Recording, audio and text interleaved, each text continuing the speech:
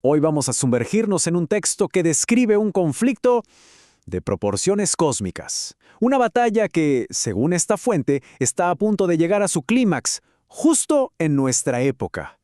Y miren, la historia arranca con una declaración potentísima.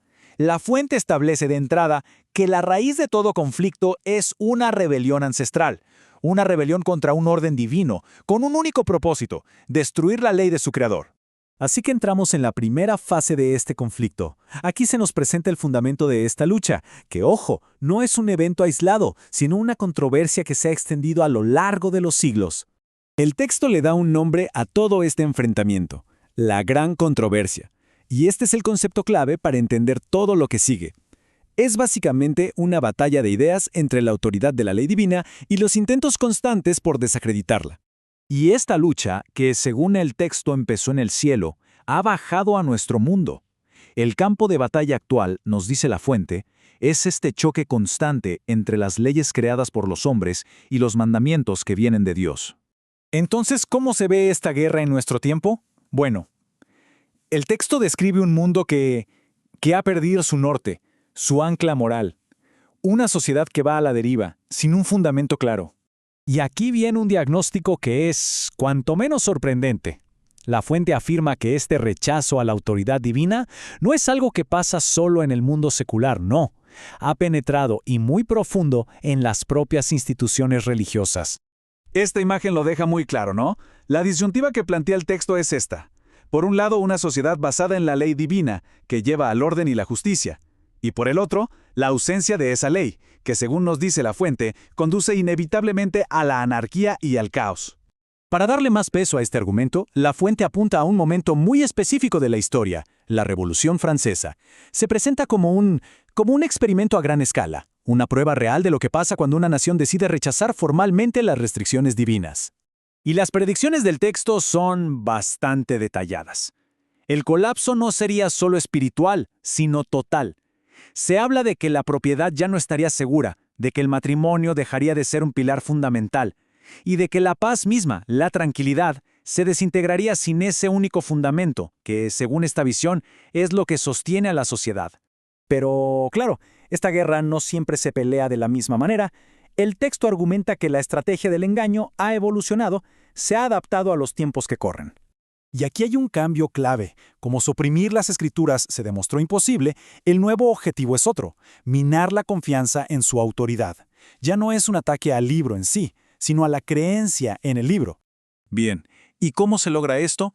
La fuente identifica dos ideas principales. Las llama errores capitales, que son como los pilares de este engaño moderno. Por un lado, la creencia en un alma inmortal, y por otro, la observancia de un día de reposo, que no sería el bíblico. Y el propósito de estas doctrinas, según el texto, es puramente estratégico: crear un puente ideológico, un lazo que permita una alianza futura entre el espiritismo y el poder romano, dos fuerzas que, a simple vista, parecerían totalmente opuestas. Y esta alianza nos lleva a la coalición final. El texto describe a los tres actores principales que, según se predice, van a unir fuerzas en una alianza, bastante inesperada y muy poderosa. El primer actor en esta triple alianza, según el texto, es el protestantismo de los Estados Unidos. Se le describe como la fuerza que dará el primer paso para tenderle la mano a los demás. El segundo es el poder romano. La fuente lo presenta como un actor histórico que encontrará en estas doctrinas compartidas un terreno común para forjar nuevas alianzas. Y el tercer elemento que completa esta unión es el espiritismo.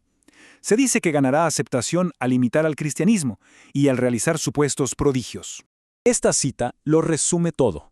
La predicción del autor es que la unión de estas tres fuerzas va a resultar en la supresión de la libertad de conciencia, repitiendo patrones de persecución que ya se han visto en la historia.